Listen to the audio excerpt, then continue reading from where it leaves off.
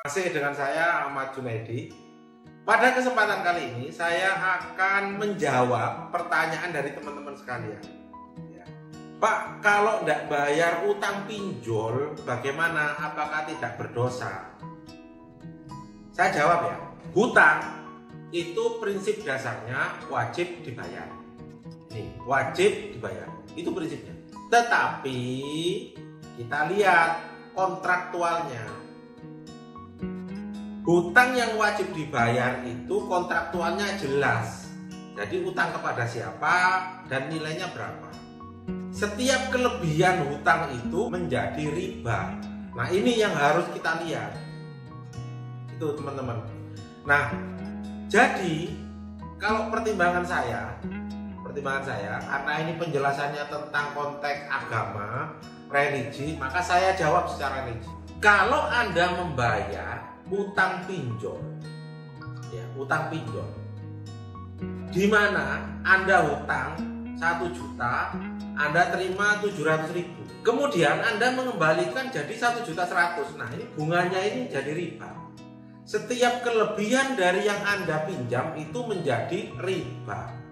Kalau pertimbangan saya tidak menyarankan Anda membayar hutang pinjol, kartu kredit, KTA. Tidak membayar itu bukan berarti tidak membayar langsung, tetapi tidak sekarang dan tidak segitu. Tidak sekarang karena kita tidak punya uang, tidak segitu. Nah, saya tidak mau dengan angka itu. Yang saya pinjam hanya 700, maka saya akan membalikan sebesar 700. Itu Bapak Ibu sekalian. Nah, yang jadi masalah kira-kira perusahaan pinjolnya mau atau enggak itu. Kalau mau, oke. Kalau enggak mau, dia maunya misalkan jadi 1.200.000, 1.500.000 atau 2 juta. Nah, itu yang saya tidak sepakat. Kalau mereka tidak mau, ya sudah. Uang Anda masukkan aja ke kotak anak yatim, ke kotak masjid.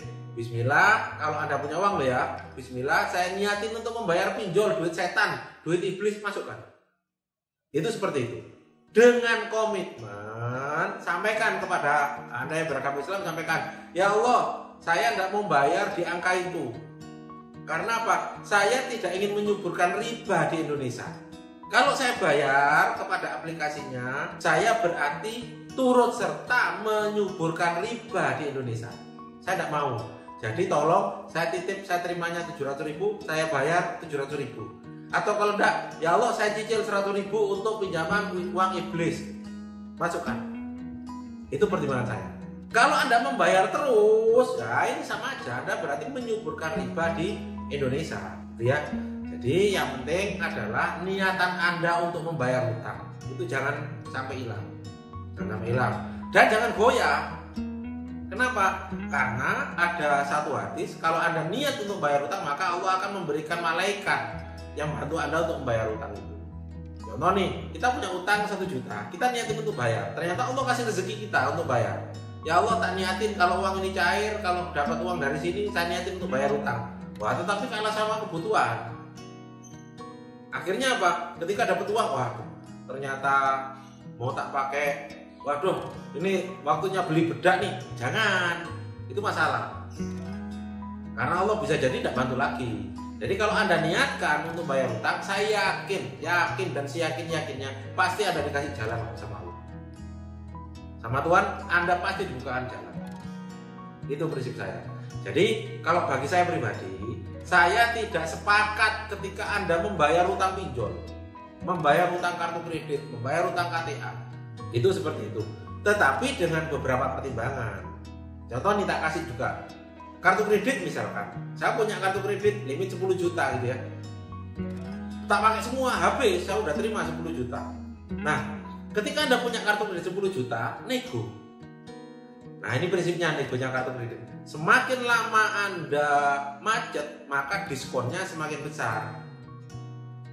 Jadi, diskonnya semakin besar ketika ada utang 10 juta, ternyata Anda nego. Ternyata bisa dilunasi hanya dengan 3 juta. Sah. Maka sah, jadi perjanjiannya utang Anda lunas dengan nilai 3 juta. Karena apa? Terjadi kesepakatan. Kalau dalam hukum Islam itu antarodin minkum, jadi kesepakatan para pihak di situ. Ya. Jadi dengan 3 juta, utang yang 10 juta tadi lunas. Nah, itu oke. Saya oke kalau seperti itu. Nah, kemudian perlu kita garis bawahi lagi, kenapa kok kita harus membayar? Satu, dapat diskon banyak. Yang kedua, karena kita membutuhkan mungkin BI checking, gitu ya. Karena kita mau pinjam lagi, kendala BI checking. Nah, silakan Anda lunasi. Tapi kalau Anda punya uang dengan prinsip tidak sekarang dan tidak segitu, itu prinsipnya. Sama dengan KTA. KTA itu sama dengan hampir sama dengan kartu kredit. Jadi semakin panjang, semakin lama Anda macet, maka diskonnya semakin besar. Itu prinsipnya. Prinsip dari KTA maupun kartu kredit. Pinjaman online bagaimana Pak? Sama.